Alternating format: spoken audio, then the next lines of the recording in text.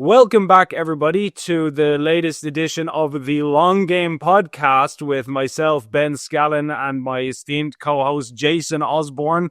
Jason, I'm liking the fresh haircut there. It looks like they took a lot more off, which I agree with. As a man, getting your haircut is kind of a tedious chore, so I always try to go for a skin fade recently just to maximize the duration before I have to go back to get another one. I think it's just one of those things. I would shave my head entirely, and I have done that before, but my concern is if I start to lose my hair then later in life, I'll look back on the times when I could have had hair and I'll regret that I didn't capitalize on it. So there is that difficulty that you have to grapple with as a man if you have a history of baldness in your family. Well, I suppose you avoid the conversations though with your son when you're older. If you do have a shaved head and a bunch of pictures, your son doesn't be asking, where'd all your hair go? And it's like, yeah, I never had it, but no, thank you. Although I am fully expecting in the comments all of the smart asses saying, oh, I could land a plane on that fella's forehead, and these kinds of things. But no, because I've been so busy lately, my hair was getting unbearably heavy on my head. So I just said, where do you live, Jupiter? Yeah, I do. Well, I may as well, just with how busy things have been. But I got to the stage that my wife was even like, this hair just needs to get out of my face. So I went to the barber and I was just like, pretty much give me a jar head. And she did it. And as I was saying to you, I think I was saying before the call, I just love being a man. I love the proximity of my skull is always the same distance from everything, but it just feels a lot more physical this way. So I gotta say that the perks of the patriarchy, having being unashamed of your short haircuts. Yeah, I have to tread lightly here because I don't want to talk smack about my Lord and Savior Jesus Christ, but I don't think the long hair on men is beyond in the modern era. Let's say, okay, like there might be earlier periods in history where it was appropriate and it went with their general style. Maybe if you're wearing long flowing robes, it kind of works. But today, I could never do it. I mean, physically, I couldn't do it. My hair texture wouldn't allow for it. Well, this does. I couldn't abide it. This does remind me of a funny conversation I had with someone a couple of years back with a bit of a rad trad, as we call them, or a radically traditional Catholic who was railing against women wearing trousers. She was saying that, it's sinful and that it shouldn't be allowed. And I was saying, like, she was saying that trousers are obviously the inherently masculine dress. And I was saying, like, you do realize that trousers are a relatively recent invention. Like, it's not like they were all wearing trousers back in first century Palestine, for example. And she was kind of like, she went away for a couple of days and she came back and she was like, oh, I kind of, I take back my former position. But it is, yeah, it's funny like that. But I who knows, maybe Jesus did have a buzz cut and we've been getting him wrong all this time. I mean, I would certainly understand it. I mean, he's so busy, he can't be having all that hair getting in the way. Yeah, true. You don't think about the logistics of Jesus's hair and how that might impact on his dates. On his ministry, yeah. So with that said, sorry, excuse me. Jenny Mac, we both under chemical attack at the exact same time. That was weird. You flooding with gas. Gas pouring out of our microphones here. So with that said, I usually do a preamble here about our usual plugs and sponsorships. I'm going to skip that for the time being and jump right into our first topic because I don't think our sponsor will abandon us because of this. No, I don't. I think there'll be some latitude. So we have delayed long enough, Jason. And you know what else is delayed long enough is the Metro Link project in Dublin, which we've all been hearing about since the beginning of time. It feels, I think this was written about in the Annals of the Four Masters at one point, that Dublin would eventually have an underground rail line that would connect Dublin Airport to the city. And according to a report in the Irish Times from just the other day, that project is now set to end up costing more than 23 billion euros. And that is after the original cost in 2021 was put at somewhere between 7.1 and 12.2 billion. So we're looking at potentially a doubling or a quadrupling of that price, more or less. And by the way, I would also like to say that 7.1 and 12.2, that's a huge difference even in 2021. If somebody gave me that range for an extension on my house, that kind of a disparity, I'd kind of go, are you sure you know what you're doing here? I don't know. But apparently in a few 4 years, that's already essentially doubled. I'm sure we're going to get into it. I mean, I do have the sense that some maybe contractors are treating the state as a bit of a gullible cash pig and sort of saying, somewhere, give or take a couple of billion, this is what it'll probably cost. And the state's like, oh, okay. But I do, yeah, it's, part of the reason this scandal isn't hitting me so much is because there's fair reason not to be too worried about it, given we've been talking about Metrolink since I was just 5. I think it first came up, I think as I said in the article, November 2001. And you were saying the original cost, I think back then was 2.5 billion, that article said. So, we've come a long way since then. We're talking about almost 20 billion more. I mean, talk about your compound interest on this. It would have been a lot easier if they just built it in the first place. And it certainly wasn't an unrealistic thing, given that plenty of other European cities and capitals have done so since then. But well, sorry to interrupt, but do you think? I mean, I'm not an infrastructure expert, and I've never built a rail line, let alone one that's underground. I played with your son a little Lego block rail line. Yeah. I played with Thomas the Tank Engine a bit when I was a kid. That's about the extent of my expertise in this area. But I would imagine 2 billion to build something like that would be pretty. If they had suggested that back at the time, I would have thought that was pretty unrealistic. And you see, I think if people knew from the get-go that these major projects like the Children's Hospital and the Metrolink were going to cost whatever they're going to cost, I think most people would accept it and go, okay, well, yeah, I mean, building a hospital is pretty extensive and complicated. Mm-hmm. Building an underground rail line, there's so many planning regulations and underground wiring, and I can imagine how much goes into that. If you tell me it's going to cost 5 billion or 30 billion or whatever, I'll believe you and I'll accept that. I think it's the fact that they constantly lowball it and then have to continually ratchet it up over decades. Yeah. And then it ends up being some preposterous, but I think that's what people go berserk over. Well, I agree. I think there's obviously the fact that the plan has been in talk since 2001 or so, and we're in 2025 now. As I say, I mean, I was 5 years old or so when they started talking about this, and nearly 30. So that is a scandal in and of itself, but that is doubled by the sort of PR scandal around it, as you say. I mean, yeah, I don't know anyone, as you say, who would look at a children's hospital and say, oh, we shouldn't be spending a lot of money on that, or we shouldn't be spending a lot of money on all of these infrastructure things that, when completed, last for a long time, hopefully. But it's the fact that we keep sort of being pushed back, and it's like, well, it was going to cost this, and now it's going to cost this.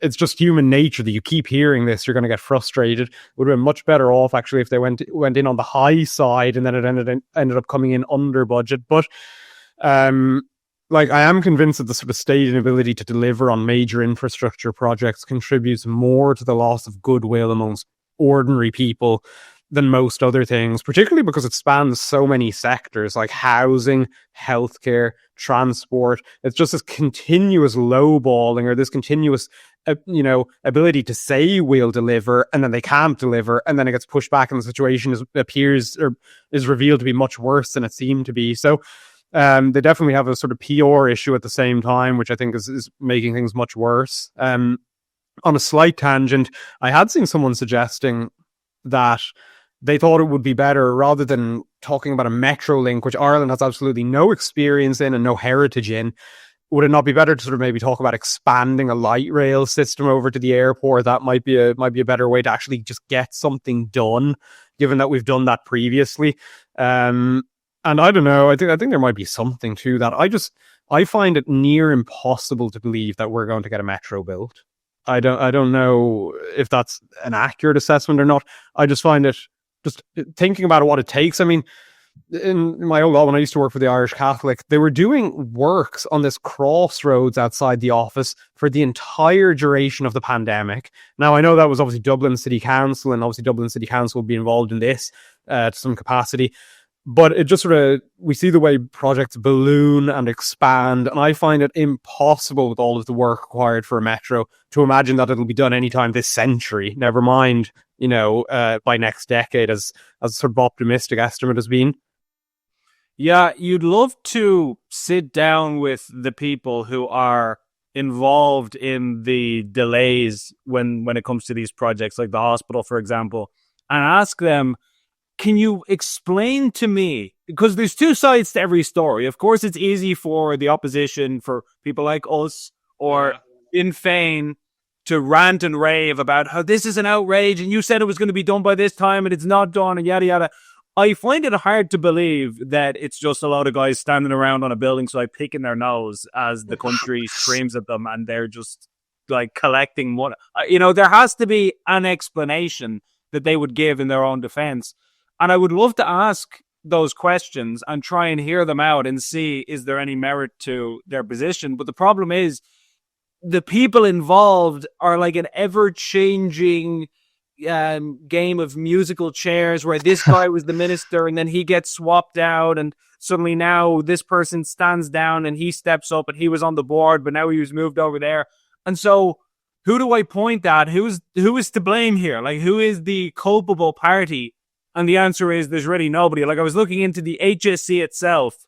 Most of us agree to be a totally inefficient monstrosity that has failed by many, many metrics and has not really achieved the goals it set out to achieve. Micheál Martin, when he was health minister, was kind of like the mastermind of that, or he was health minister right before that came into effect. Now, when it actually was set up, the HSE, he had vacated the position by that point and his successor had taken over. But still, like, he was there at its inception. But can you blame Micheál Martin for the HSE and all the various problems with it? I mean, possibly not. He could make a reasonable argument that, oh, well, look, I'm not involved with the day-to-day running of this and that, and the chief executive has changed. So I think the problem is when you start getting into projects at this scale is the lack of personalization means that you're just dealing with faceless people, all of whom just got to the job 5 minutes ago, so you can't really shout at them. But you have to shout at somebody or else it's not going to get fixed. Well, I have two things to say on this. One, just on the faceless aspect. Like, I'll be super curious to see whether the Dublin Metro link gets anywhere in the next couple of years, because I mean, I remember it was reported last year that I think he started in September, that there was a project director appointed to oversee the Dublin Metro system. He's been paid an arm and a leg. He's been paid, it was something like €550,000 a year under the deal approved by the government. This guy Sean Sweeney from New Zealand, and he's worked in infrastructure for a long time. Like, he's worked on infrastructure projects in Australia, New Zealand, and the US, I think, if I remember correctly. So, he's come in now and he's been put in charge of this project. So is the situation in Ireland going to, confound someone of his experience? I mean, they wouldn't have hired this guy if he just had a track record of failure to implement things like this. So you have to imagine that he has some degree of competency in terms of seeing these large infrastructure projects over the line. So I think it's things like this. It's like, well, if it doesn't go anywhere, you have to ask, well, what is this guy here for? What is this project director here for if the project isn't going anywhere? So you do have some faces in there. And then obviously, Darragh O'Brien, the new Minister for Transport, isn't responsible for appointing him. It would have been Eamon Ryan back when this guy took place. But the difficulty as well is that, he's left office. What are you going to do to sort of hold him to account for the failure of a long mooted project that, as you say, spanned multiple governments? But the other thing is, I think this is where all of these calls are coming from for an Irish Department of Government Efficiency or something like this, because people observe that there's something wrong. The vast majority of us not working in government and having had no experience of working in government and infrastructure projects and the like, we don't know what's required to fix that. But you don't need to know that there's something wrong, which is why it would be nice to get some sort of governmental efficiency body appointed that can go in there and say, okay, you people actually aren't required here. You can go. There's some money saved already. Bring in people that actually will get the thing done. So I think that, there's a lot to be said about the the way the Doge is operating in America, but it's no surprise something like that is popular over here, because there's just so many examples of places that people can look at and say, this seems to me, with my layman's eyes, to have been done poorly or not done at all.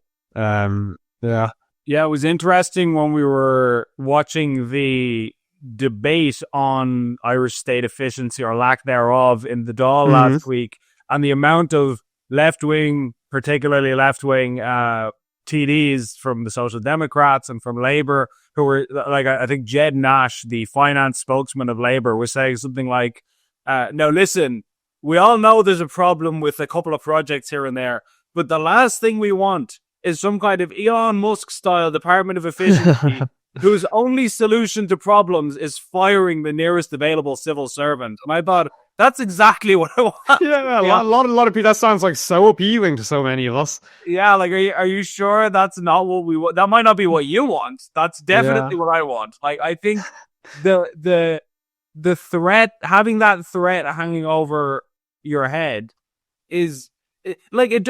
We don't have to go straight to the nuclear option. Like, obviously, I'm being a bit hyperbolic. I'm not saying we have to immediately fire somebody. Like the other thing is, we all know that there's going to be mistakes made by human beings. And the idea that we're ever going to get to a point where the state is 100% efficient is ludicrous. Like, kind of coming back, the state isn't going to use an interval timer like me to get every single thing it needs done. I just thought that is what we need: a minister of the interval timer whose job it is quite literally to be running this clock, and if things aren't done, it's like, just tear it all apart, you're all gone. Yeah, he has the power to fire you. He's standing next to you with the timer just ticking down. He's making intense eye contact the whole time. But no, jokes aside, like, any human institution or organization is going to have inefficiencies in it. So I don't expect there ever to be a point where the government gets all its projects done exactly on time and not a single penny is out of place. Obviously, there's going to be a little bit of leakage. That's fine, but not to the tune of billions and years and decades after we were promised something getting it. So, I think threatening people with firings and repercussions has to be part of that, because that's how you motivate anybody to do anything. But, like, in keeping with the fact that this is a practical, concrete problem, it also, as I say, this is just unbelievably compounded by the PR side of things. Like, I did laugh back in January when it was reported that the new government would commission, I'm reading the quote here, I took it down, they would commission an independent feasibility study into continuing Metrolink from the city to southwest Dublin. It's like, continuing what? There's nothing there. It's like, we've just been talking this whole time. So it's the fact that it's like, why are you guys talking about a feasibility study for expanding this when all we're at is the talk stage? Like, not a single shovel has hit the ground on this. So no wonder people see things like that, and it's like, okay, whoever's involved in this feasibility study, if we don't get rid of them, their efforts will be better directed somewhere else. If they're involved in the Metrolink, put them to work on something that is actually going to get, I don't know, some track laid down. Yeah, very much so. It's all like, I have a new way to improve the thing I'm not doing. Yeah, exactly. It's like what the head of the ESB when it was after Storm Éowyn, and he went on radio and he effectively said, "Look, guys, I know this might not be the best time to say this, but prices will have to go up to pay for the damage." And so as Wynne said, we were talking about this, he basically is like, yeah, that service we're not providing, it's about to get more expensive. Like, basically where we're at with some of these things, Well, there is just something so comical about it. And part of me thinks, God has allowed it to be this way in Ireland, that we all grow in humility and we sort of do take a comic picture of the tragedy of life. Because I really found your message funny yesterday into the group chat, when you sent a picture that you were out helping the broadband guy lay the cable for your broadband. You're like, is this not the sort of thing, because you obviously moved into your new place, you're getting broadband put down in there, and you were like, is this not the sort of thing they send out two guys to do? But instead, you're sitting in at your desk and they come into you and it's like, come here, give us a hand with laying this broadband cable down. And it's like, it's just the way things run here. It's so funny. Yeah. In fairness to the guy, in the end, he did call for he radioed for backup. He said, "We've got a situation here," and so He's like, this guy's clearly never laid broadband cables before that I've enlisted here. Yeah, but maybe I did I was about to burn down the house, and he's like, "This guy's a liability to everyone in this vicinity." So. With that said, speaking of people being unprepared for situations, of course, we have the St. Patrick's Day diplomatic blitz underway, where Irish ministers and cabinet members are flying to the four corners of the earth like mosquitoes. That you see, that sounded defensive. I didn't mean to say it like that. I was trying to think of like a swarm of flying things, maybe like doves. I don't necessarily. And actually, doves is good because it implies diplomacy. So we'll go with that. A flock of doves. Yeah. I don't want to imply that our politicians are infuriating, useless, parasitic pests. I don't know if a dove shaped like Micheál Martin appeared at my front door, I'd be like, I don't know. Well, I wouldn't call whatever government department's job it is to sort this out because they wouldn't get it done. They'd probably multiply them, but I'd be like, someone has to get this thing away from my door. Yep. Irish Department of Agriculture breeding midges or something, genetically engineered. But with all that said, so we've got Micheál Martin. He's going. I think he's in Austin, Texas currently. Tomorrow, he's going to be meeting with Donald Trump in the White House, as the custom annually to the Irish Taoiseach meets with the president and gives him the bowl of shamrocks, and we do the whole diddly eye routine, and it's all good for diplomacy. Do you think that Micheál is in for a world of hurt? Will he be getting the Zelensky public spanking treatment in front of the world's media if he goes over there? Yeah, on a completely lighthearted note, the first part of what I'm going to say I think is true, which is that it's just completely unpredictable. I don't know. I'm not one of these people who thinks Trump has no plan or anything like this, but I think he's also impulsive, and I think sort of he'll make his final decision, maybe like any of us, tomorrow based on how he's going to approach it. I don't doubt he has plans and things in place, but part of me thinks that Micheál's best approach would be to go in with the same unpredictable energy, do something wild, like, I don't know, bury a Big Mac or something inside the bowl of shamrocks and say to Trump, like, have a look into the bowl of shamrocks there, and Trump would take out this Big Mac that was previously buried in there, and it'd be like, I don't know, wild. Trump would be like, oh, this is brilliant, and then that'll immediately get the meeting off on a good foot. But no, on a more serious note, I have no idea how it's going to go, and I don't think anyone else can either. It seems to me that there's two reasonable trains of thought on this one that people are taking. One, maybe trains of thought is the wrong way to put it, but two positions people are taking. One is hoping that it goes well for Ireland's sake, given our economic dependency on the US. The other is that it goes poorly so as to deliver yet another blow to the sort of project of modern Ireland, as I sort of see people perceiving the situation, those who take this position. Because obviously it would be the case that, if it went horrendously, because to take the Zelensky example, based on that disastrous meeting, America has been massively decoupling from Ukraine. Like, they've stopped giving them intel, they've frozen arms shipments and things like this. I mean, if they were to take the same approach to us, I mean, what does that look like? I'm not sure exactly. Sort of making it much harder for companies to, engage in foreign direct investment in Ireland, presumably.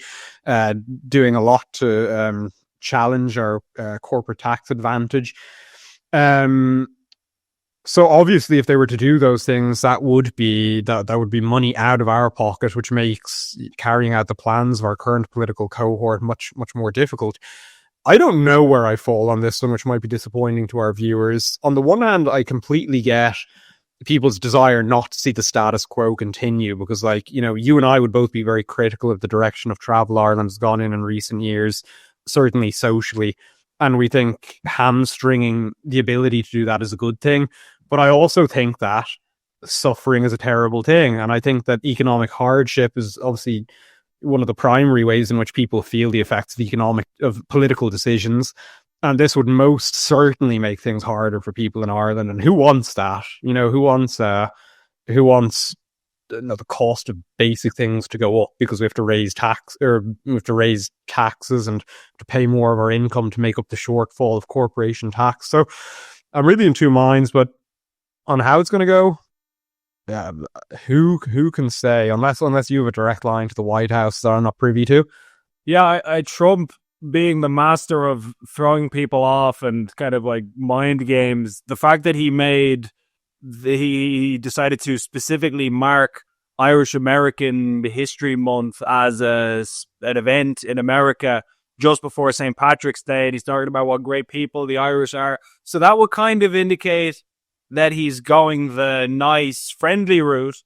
But then at the same time, you never know with this guy. Like, is he lulling him into a false sense of security so he can set him up for an ass kicking? Because J.D. Vance was really vocal about things like the Irish hate speech bill specifically. You know, he talked about censorship in Europe generally, but the Irish establishment's conduct is clearly on their radar, and they know that. And like, as viewers will know who are familiar with our work, I don't think or talk about the Israel-Palestine thing at all, or Ukraine versus Russia, except as it relates to Ireland. I don't participate in those things. That's not my deal. I don't really care. Not that I don't care about human suffering, but I don't care about the politics of it. But with that said, we know Israel and America are closely aligned. The Irish establishment has been very anti-Israel, very critical of Israel, which, from a diplomatic perspective, whether you agree with it or not, you can say, oh, well, it shouldn't be that way, whatever. You know, there's all kinds of things that shouldn't be that way, but they are. You could easily see Trump hauling your man in there and saying, hey, what is it you've been saying about our allies in the Middle East or whatever? And then that would have an impact on the country at large, which, and like some people say, oh, I'd love to see him get absolutely brutalized. And look, we all know that would be kind of funny, all right? Like, we can't deny it. We're not going to try and pretend we're like humorless robots.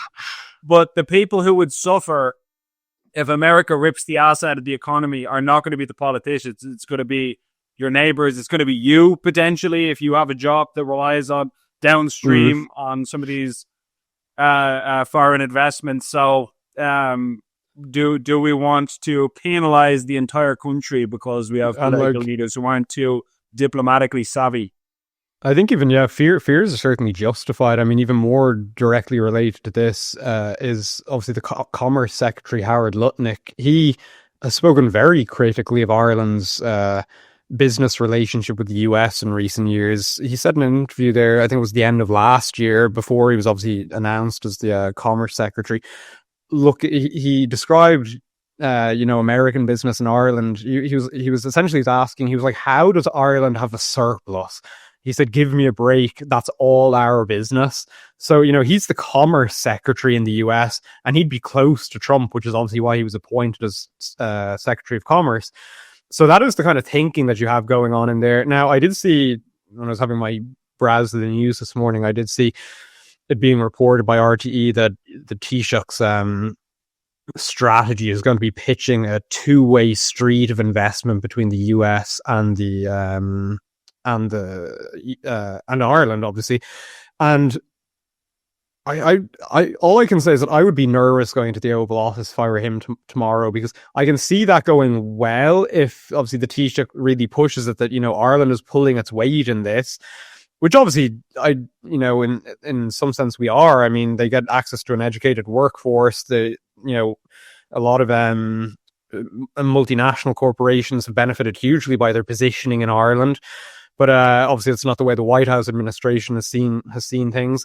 So, it could. I don't know. I just feel like that could go either way. It's like Trump could either respond well to that, or he could pick up on that in the same way that I feel like comments in the Zelensky meeting were picked up on, where Trump could be kind of like, oh, because it hasn't been such a two-way street so far.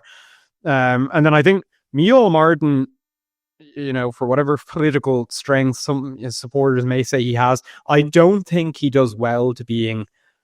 I don't think he responds well to insult or perceived insult. He does this kind of.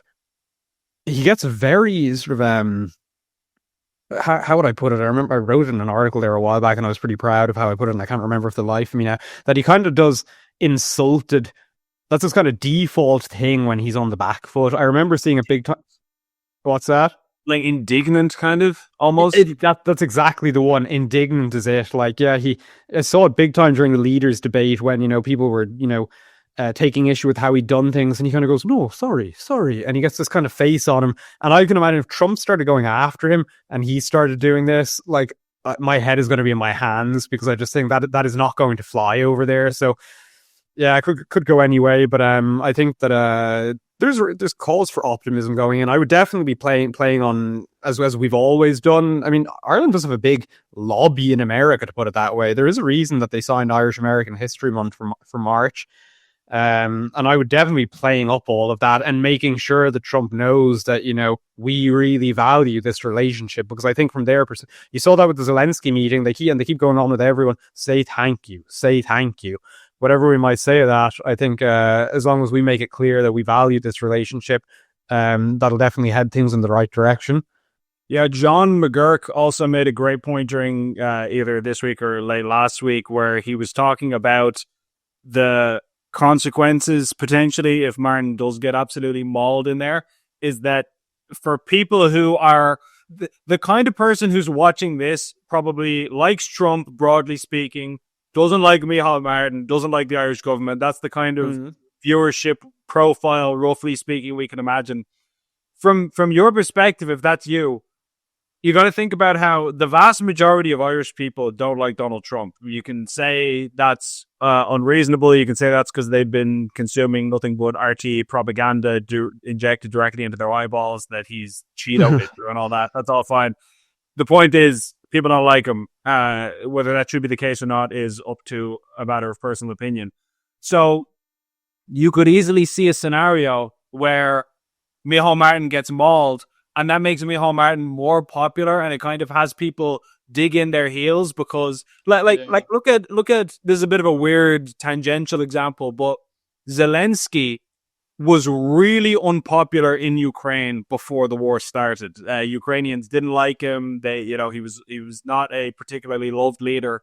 Then their country gets attacked, and suddenly they all rally behind him because it's like a wartime situation where we gotta. He's our guy, and don't you dare attack him. It's like if you're bickering with your own sibling. And it's the same since the White House blow up as well, which is that his popularity had been starting to flag again, but after that he started getting more support in the polls again. So just to respond to what you're saying. Yeah, totally. Because I've been to asylum centers where I spoke to Ukrainians, and one of the questions I've asked them was, "What do you think of Zelensky?" And every one of them I spoke to, this is purely anecdotal, but it's real life evidence that I can see. It's not just polling I'm getting that could be accurate or inaccurate. They all told me I didn't like him before, but now we have to stand behind him because the country's under attack. So the only reason I bring that up is Micheál Martin, if he suddenly gets attacked by Trump in the White House and Iran's berating him, you could easily see people going, "Oh, well, that far-right Cheeto, misogynist, racist doesn't like Micheál Martin. Micheál Martin must be doing something right. And Ireland, all of the moral stances we've been taking on Gaza and this and that, we must be doing something right if we're pissing off him and the likes of Elon Musk and yada yada." And it could end up being counterproductive from the perspective of like your average Gript viewer. Have people dig their heels in more. At the risk of being unpopular here, I think there is a lot of rationality to this position. I mean, the funny thing is that is an inherently nationalistic stance to take, which is that the key diplomatic arm, in this instance the leader of our government, being attacked, to sort of circle the wagons is a pretty rational stance to take, you would say, in terms of Ireland's interest. Now, obviously, a lot of people would nearly view the Taoiseach, our current Taoiseach, and the government as sort of, how would you put it, hostile powers squatting over Ireland in a sense, or something like this. But I do think that putting ourselves entirely at the mercy of another country and cheering on another country's leaders as they sort of deal with ours as they wish is a sort of foolish short-term strategy to take. To back up what you were saying, I mean, you also saw that same effect that Zelensky has seen in Canada, which is when Trump started talking about Canada as the 51st state. All of a sudden, Trudeau's popularity started going up again, despite the fact that he'd already said he was stepping down. But you've already seen, even among people who'd be fans of Trump in Canada, people saying, backing Canada again. And this is kind of in an age of sort of resurgent nationalism, naturally, Trump sort of led the way in bringing this about in other countries, but naturally you're also going to see this coming about sort of in reaction to Trump, as America puts America first. America having its arms all over the place naturally is going to affect everyone, so that would result in Irish people putting Ireland first. I don't, sorry to interrupt you, but I'm not one of these people who thinks that I like Trump, but I don't think that every single thing he does, even when it backfires, is necessarily a plan. Like, you get these people who go, oh yeah, I know he stepped in dog shit. That was 4D chess. What he really meant to do was destroy, whatever.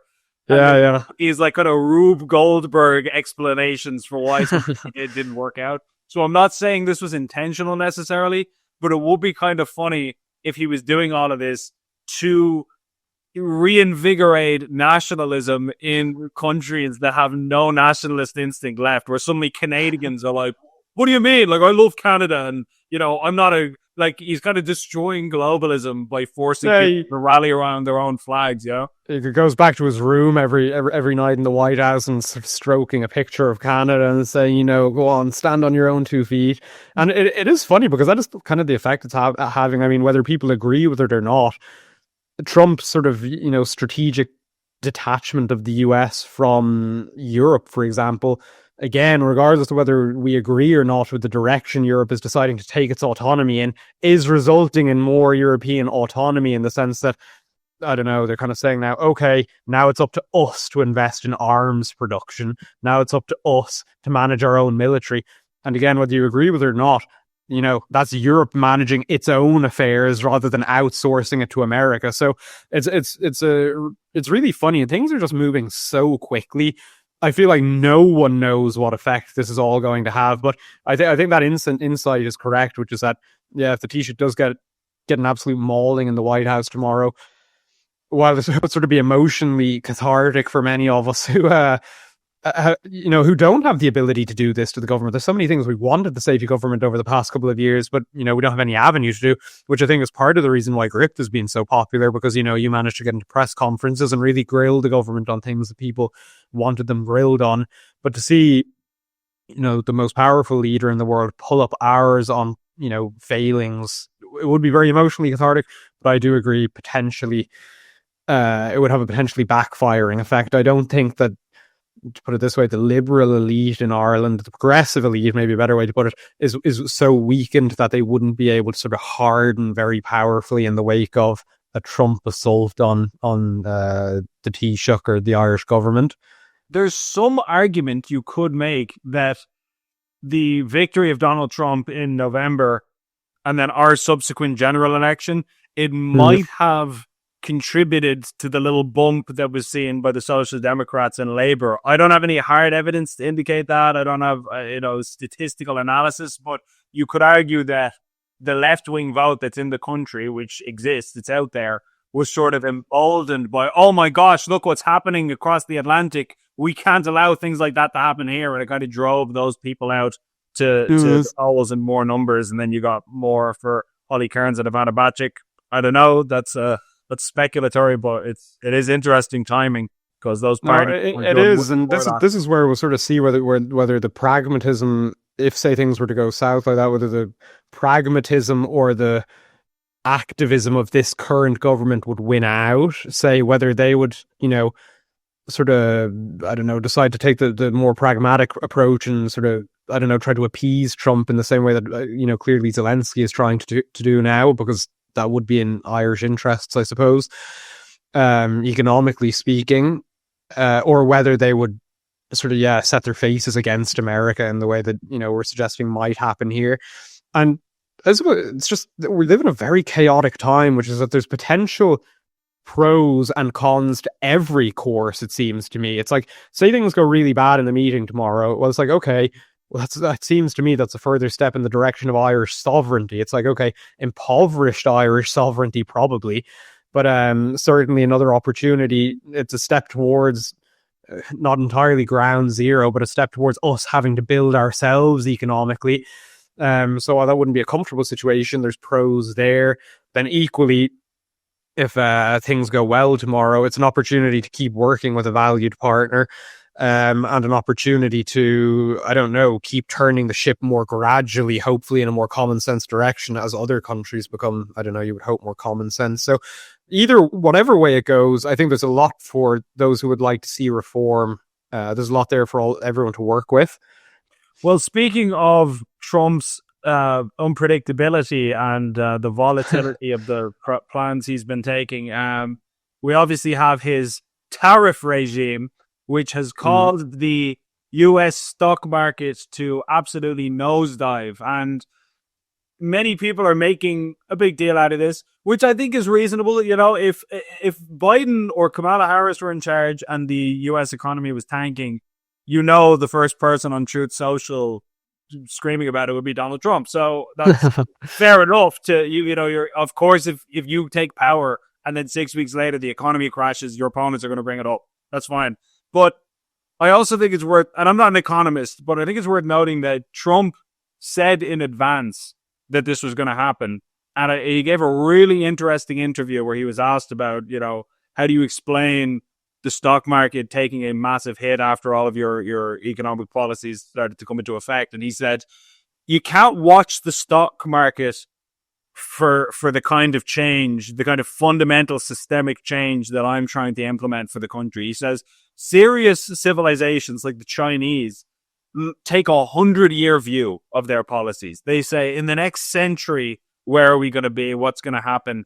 We look at quarters, you know, and you're looking at the immediate short term. Oh, the market's up, the market's down. Where are we with this? Where are we with that? Mm-hmm. He says that's no way to build the foundation of a really strong country. And so he says the things I'm doing, yes, I said it in advance. There's going to be turbulence. There's going to be short term discomfort.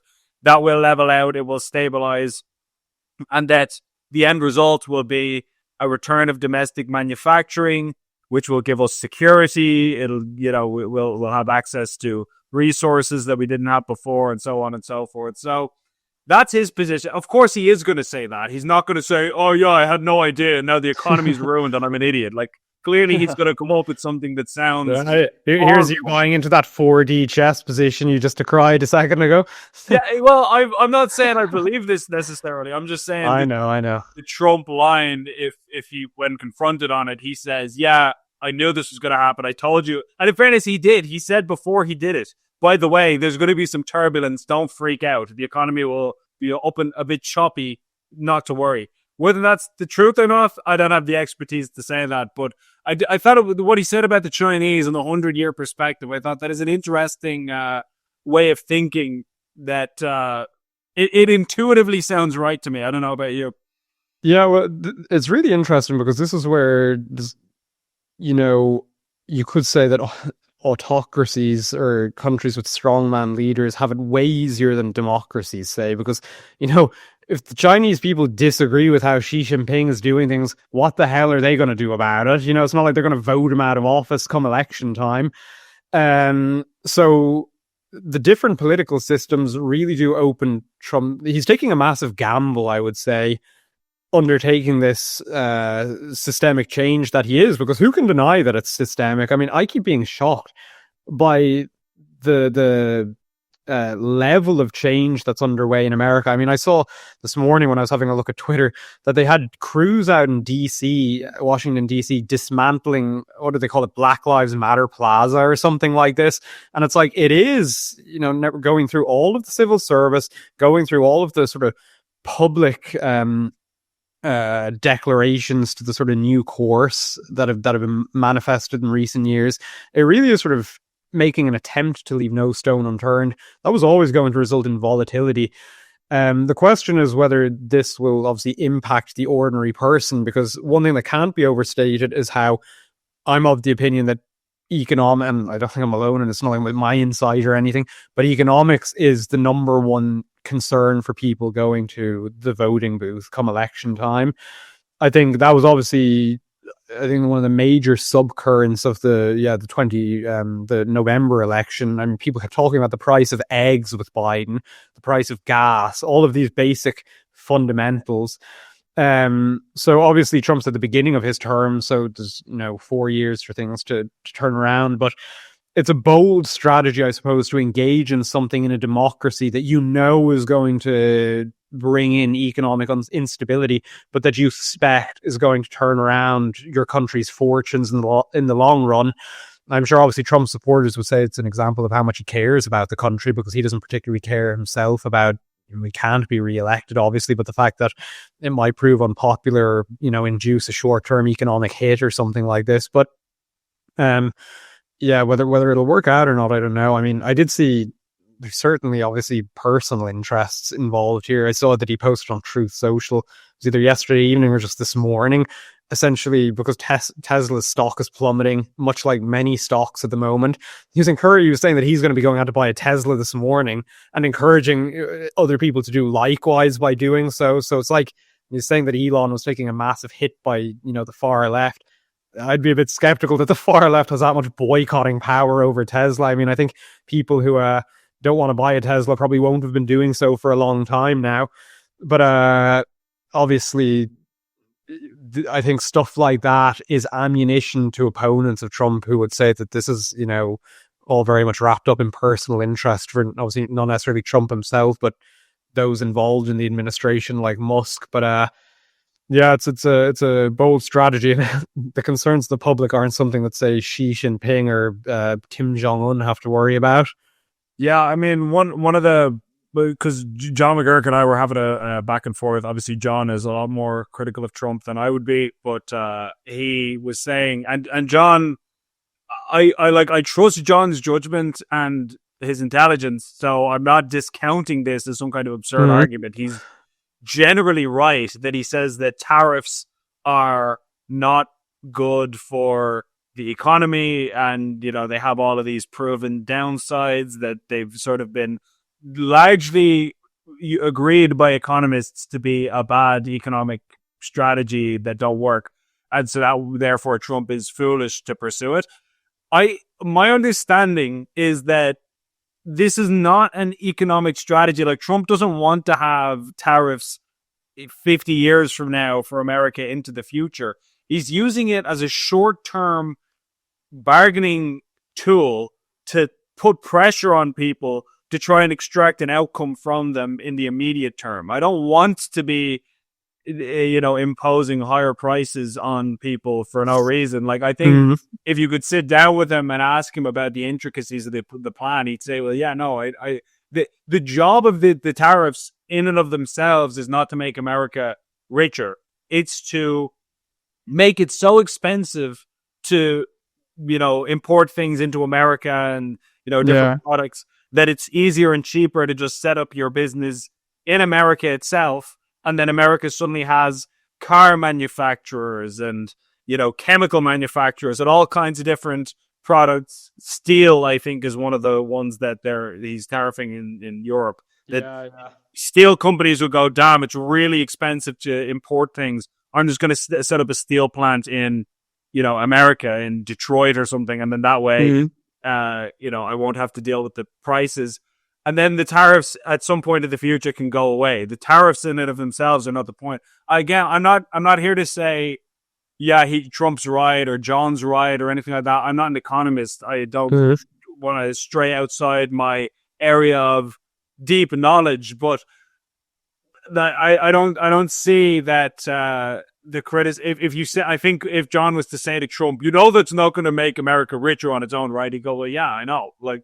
That wasn't the plan, I feel like with a lot of what's going on over there is everyone's going to see support for their own position. It's like the people who dislike Trump do see the stock market performing poorly at the moment, and they can point to that and say, look, your new president is doing a crap job. It's tanking the economy.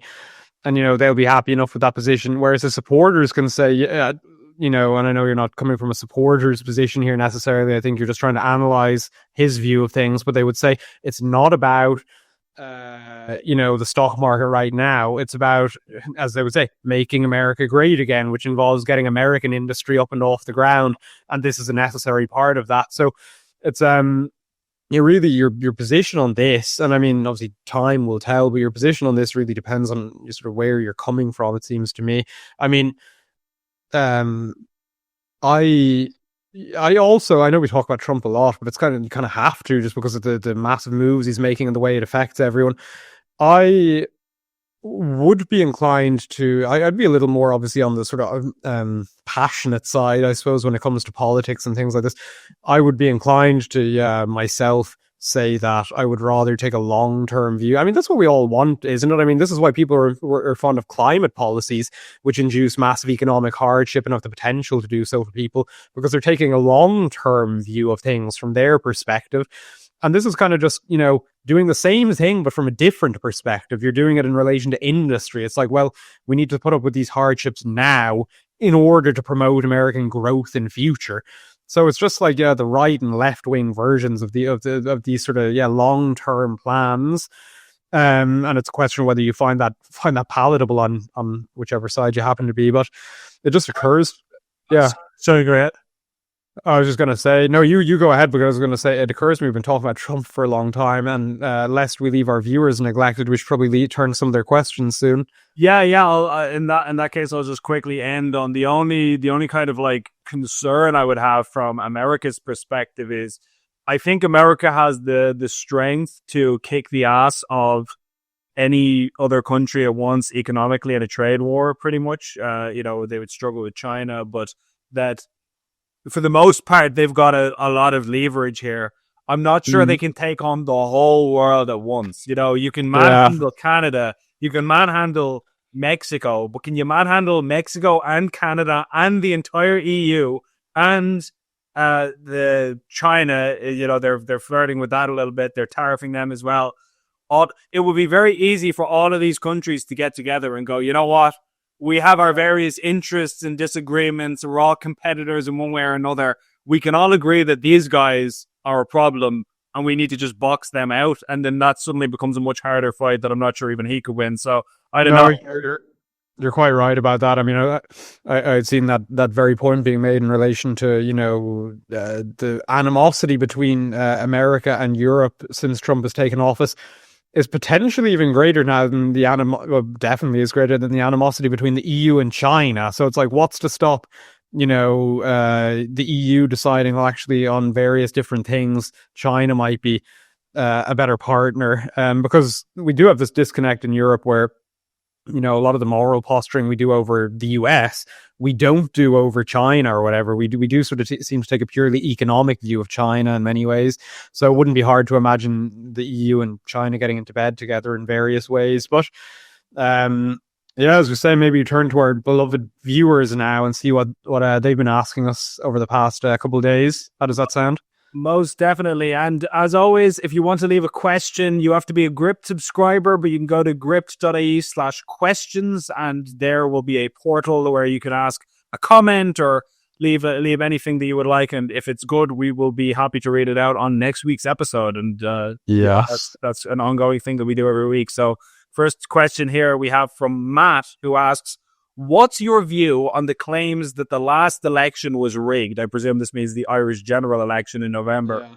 Does it make you wonder that after the referendum, which many claimed was a vote of rejection for the government, later on the same people were voted back in, with some mediocre politicians at best topping the polls? I don't think the election was rigged, and I mean it's a reasonable question. Why would people so comprehensively reject the government and the family and care referendum? One of those was the most comprehensively rejected referendum in the history of the Irish state, and then a few months later, suddenly they vote for the same politicians. What the hell is that about? I've heard a theory. First of all, one of the reasons I believe it is, I've mentioned this before, I think, on the show, but I did an exit poll, and I was outside the count centre. I was asking people, who did you vote for? Why did you vote for them?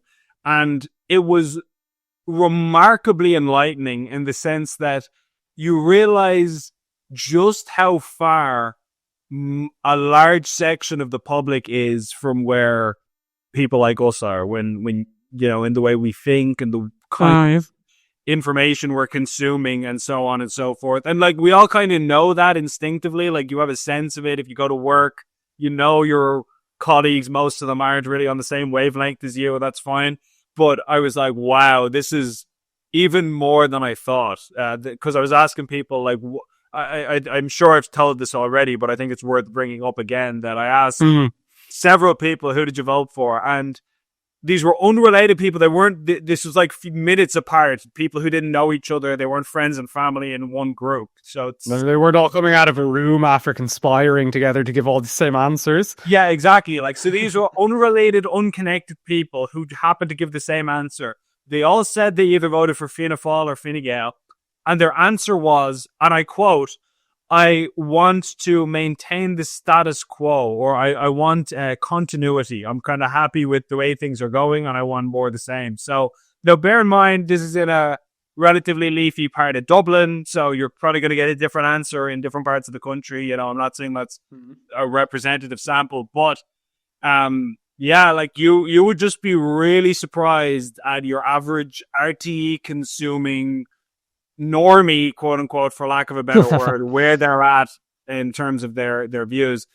I think if you want to explain the referendum results, part of that is and actually there's some speculation that this was an intentional strategy on the part of the government. I don't know this for a fact, but I've heard people say that it's almost like people exhausted themselves. Like, there was a lot of frustration and anger building up in the general public, like from COVID to the years of immigration crisis that we had with the Ukraine thing, and people were just sick of them. And then suddenly along comes this referendum, and now I have a chance to tell you to piss off. It's the first kind of time I've got to cast a ballot in years. And so people rejected them resoundingly. And then that sort of took the energy out of it. And then people were a little bit more calm, where they thought, okay, I gave the politicians a hiding, and now I can go back to my regular scheduled program. And then people sort of exhausted their anger on the referendum and then went back into a stupor. That is actually a line of thinking I've heard. So, yeah, I don't know what your thoughts are on that. Yeah, I would actually take a slightly different line on this one, which is that I even think that, because, I kind of abided by this analysis initially, but my thoughts have changed over time, that I even think that analysis, say, comes from a product of us being very engaged with the conversation online and things like this. I think the vast majority of people in the referendum weren't voting against the government. I think those people who come from a very sort of particular I don't want to say ideological, but come from a very particular political position, take that view of it. I think the vast majority of people were just voting against the proposals. Like, as we all know, the referendum was really stupid. Like, there was no justification for it. Like, divorced from the entire political situation in Ireland, it was a stupid referendum on both counts. And I think the vast majority of people saw that. They went in and they were like, why the hell am I being asked to change these things? This will have absolutely no effect on me. And then when I do, hear the apologetics for it, doesn't make great sense. And so I'd rather leave things as they are. So I think the vast majority of people, I really think it's just those of us who are consuming a lot of news and a lot of the conversation, because it's really the most passionate about it who are going to be engaging in the conversation. I think it's only those of us who sort of saw the referendum as a rejection of government, whereas the vast majority of people saw it as a rejection of the proposals rather than a rejection of the government.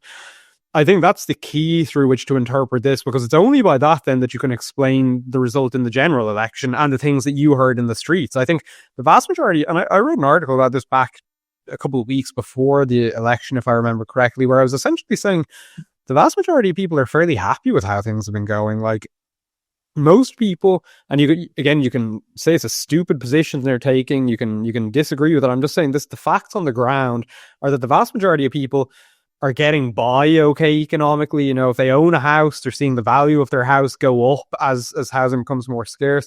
It's like, okay, maybe their kids are emigrating, but kids have been emigrating for decades, and then they come home. Whether you think that's right or wrong, that's what they're thinking. They're probably not personally touched by immigration because they're living in areas where, there's not an iPass center or this or that.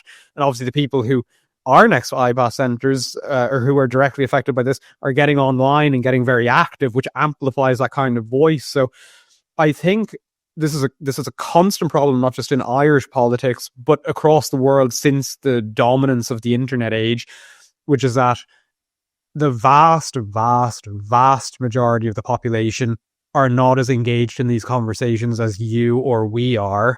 I think the vast majority of people are just going about their business and sort of affected purely by material reality. And the unfortunate thing is that for a lot of the people who vote, which is the important part, things are going, pretty well. And if they're not going pretty well, they can't see them going any better under any of the political alternatives. So I don't think the election was rigged. I think if you were to take a step outside of, and I'm obviously not insulting this viewer sending the question, I fully understand where his question comes from. And I think I fall into you and I, who both spend a lot of time on the internet and consuming news, fall into the same box in a sense. But we have to take a step out of that box in order to understand why things are the way they are. The final word, I don't think the referendum was a rejection of government. I think it was a rejection of those proposals. And you saw that in the recent election. Yeah, well, I think there's a lot of truth to that. And would you like to take the subsequent question there from Danny?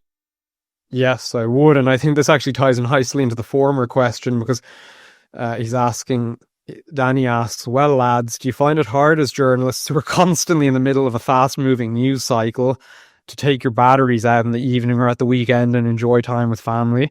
Thanks for giving us a great pod and for all the work being done at Gript.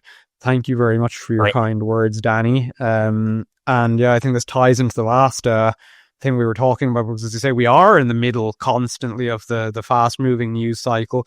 And as anyone will know, that's a very, very hot place to be.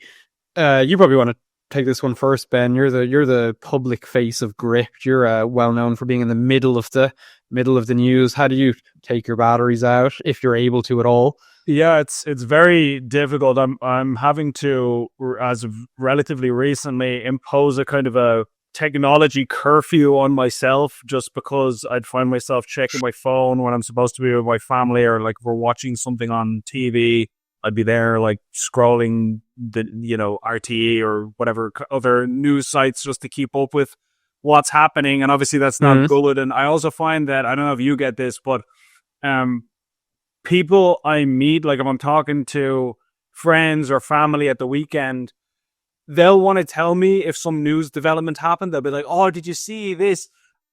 And I almost get annoyed at them, because I'm like, that feels like, I feel like I'm working right now. Like it's a Saturday, and they're not wrong, because ordinarily if you're just making small talk with somebody, you would bring up something that happened in the news, and that's nothing, not a problem.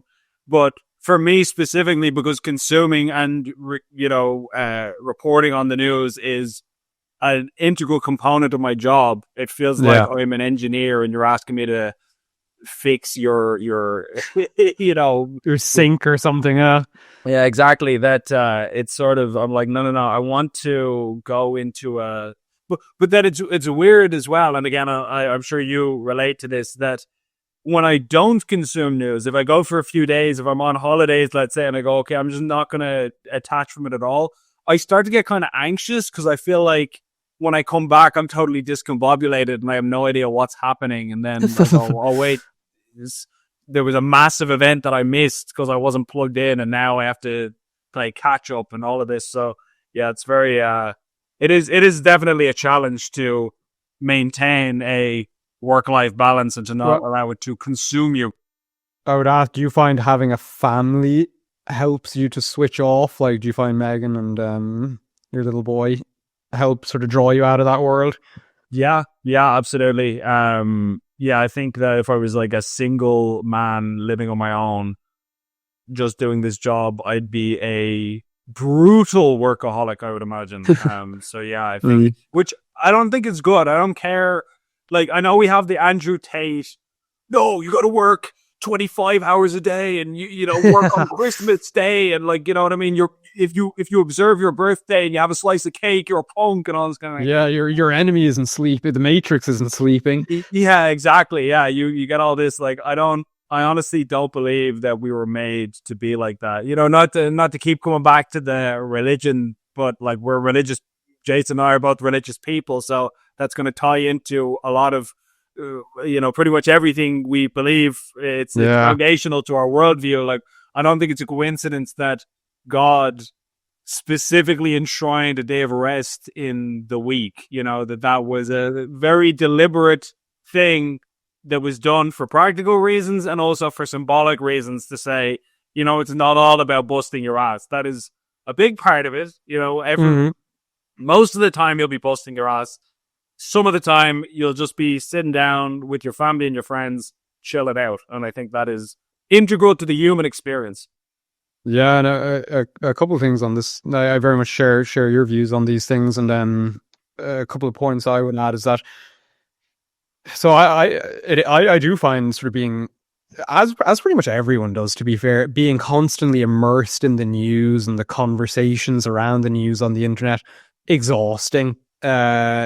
And it is, because passions are just always so high with this stuff, and you're always so invested in it that it is exhausting. And I do think I find it doubly so because by nature I was not into this. Like before I got into news, you know, gosh, how many years ago was it now? 6 or so, 7 or so. Can't remember exactly. When I was got a job with the Irish Catholic. Before that, I had retreated to a place where I got rid of my smartphone. I had a Nokia again. I literally I'd taken that step and gone back to having a Nokia. I was perfectly happy to live that way. Whereas when I got a job with the Irish Catholic, they were kind of like, you know, understandably, they were like, no, you're going to have to get back onto social media so you can see what people are saying about things. You're going to have to, you know, tune into all of these different things because it's the only way you can do this job. So I was coming from a completely different place. And so I think by my nature, I do find it very hard to be sort of constantly wrapped up in these things. But I do agree with you that my sort of faith does inform a lot of this. I think it would be overwhelming because, you know, news is, there's a funny joke. I don't know if you ever watched that show Peep Show. It's a British sort of sitcom, very funny, where there's one scene in which they're sitting watching the news. And there's the main character, Mark, who's sort of pragmatic and boring. And then there's this hippy-dippy young woman earlier on in it. And they're sitting there watching the news, and it's about a bus crash.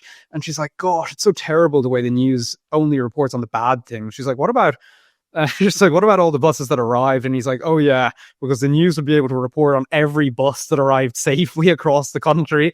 And it is that kind of thing. It's like, obviously the news looks at the negative because, you know, thanks be to God, I think this context is required.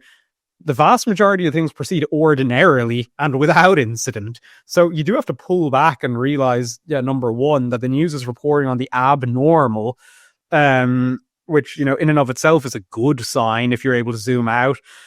But also that I tweeted about it. I was going back through my old tweets, just sometimes I curate them from time to time, as most people do, I think. And I saw one in which I'd said something about how, you know, there's a passage in scripture that says that, you know, there's nothing new under the sun. What has been will be again. What is was.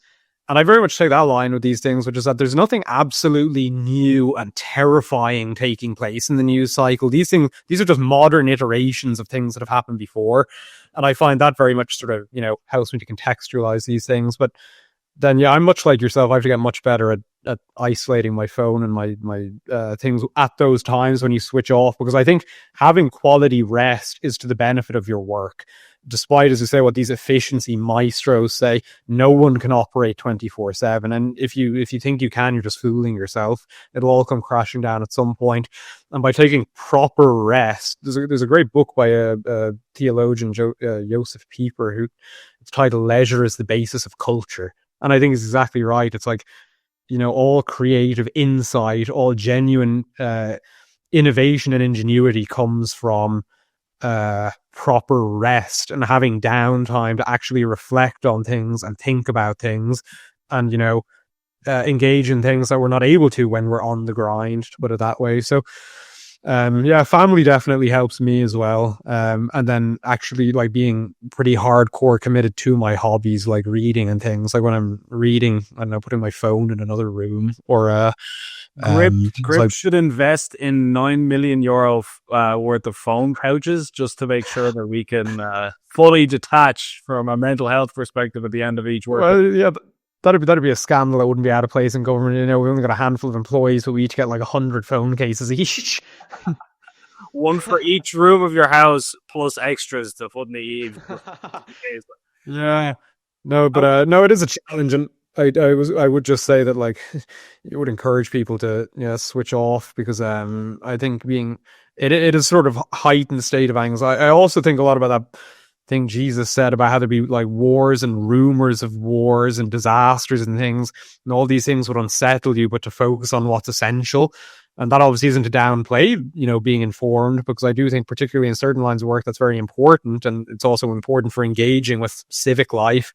But it's also the case that it isn't everything. And from our perspective, I would say, the political and the civic is a secondary realm of life to that which is, truly important. So with that said, we would encourage you to switch off technology, and you can start with this podcast because we've reached the end of this week's episode. If you'd like to leave a question that we may be answering on next week's episode, you can go to gript.ie/questions, and you have to be a Gript subscriber, as I said before. And in addition, if you'd like to buy a mug or a t-shirt or a hoodie or something like that, you can go to gript.ie/merch, which the link will be on screen for those of you who are viewing. And you can pick something up there. Be aware the shipping times are a little bit long because of the service we're using. Apologies for that, but it will be with you hopefully before too long. And so with that said, thank you all so much for watching. I will catch you all at the next episode. God bless.